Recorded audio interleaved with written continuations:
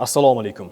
Bugungi brifingimiz 2025-yil davomida O'zbekiston Respublikasi Madaniyat vazirligi korrupsiyaga qarshi kurashish amaliga oshirgan ishlari yuzasidan. Mamlakatimizda korrupsiyaga qarshi kurashish borasida muhim tashkiliy huquqiy islohotlar amalga oshirilmoqda. Aholining huquqiy ongi va madaniyatini yuksaltirish, jamiyatda korrupsiyaga qarshi murosasiz munosabatni shakllantirishga yo'naltirilgan tizimli chora-tadbirlar ko'rilmoqda. Ushbu sa'y-harakatlarning asosiy negizida inson qadri uchun degan ezgu tamoyil mujassam ekani alohida diqqatga sazovordir.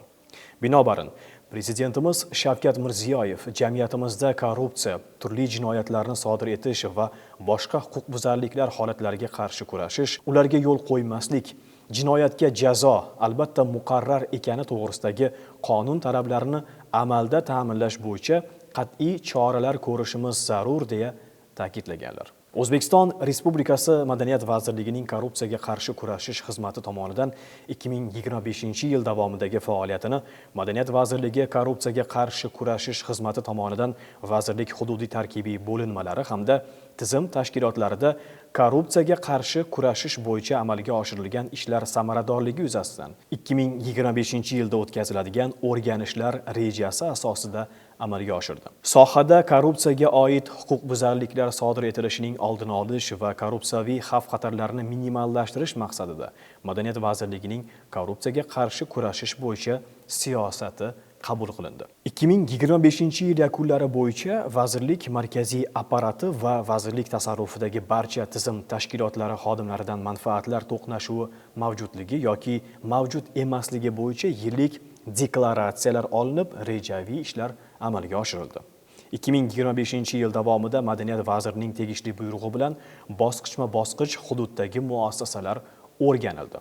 O'rganish natijalari yuzasidan Madaniyat vaziri Ozodbek Nazarbekov raisligida, Bosh prokuratura hamkorligida, vazirlik markaziy apparati va barcha idoraviy mansub tashkilotlar rahbarlari ishtirokida korrupsiyaga qarshi kurashish sohasidagi topshiriqlar ijrosini ta'minlash bo'yicha amalga oshirilgan ishlar hamda ustuvor vazifalar ijrosiga bag'ishlangan yig'ilishlar o'tkazildi.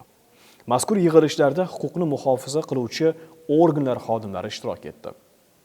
Bundan tashqari, vazirlik va tizim tashkilotlari rasmiy veb-saytlarida korrupsiyaga qarshi kurashishga doir axborot va ma'lumotlar doimiy joylashtirib borildi.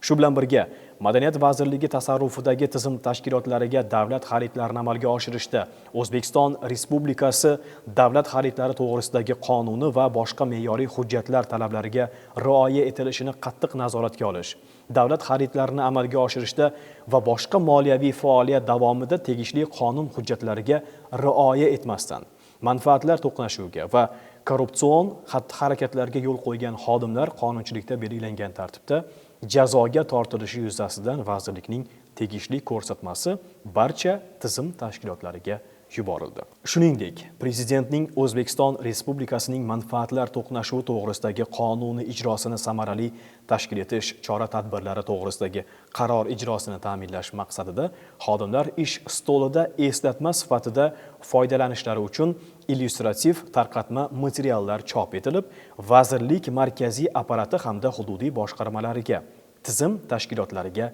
tarqatildi. Madaniyat vazirligida tashkil etilgan korrupsiya haqida xabar berishga mo'ljallangan aloqa kanali orqali 2025-yil davomida korrupsiyaga oid xabar kelib tushmadi. 9-dekabr Xalqaro korrupsiyaga qarshi kurashish kuniga bag'ishlangan aksilkorrupsiya oyligi doirasida o'tkaziladigan tadbirlar rejasiga muvofiq joriy yilning noyabr-dekabr oylarida O'zbekiston Respublikasi Madaniyat vazirligining hududiy boshqarmalarida va tizim tashkilotlarida 265 ta ochiq eshiklar kuni tadbiri namunaviy reglament asosida samarali tashkil etildi. Unda 8277 nafar tizim xodimlari hamda 11703 nafar aholi ishtirok etib, joriy tadbirlarga 328 ta mahalliy ekspertlar, mutaxassislar va 3 ta xorijiy ekspertlar jalb etildi.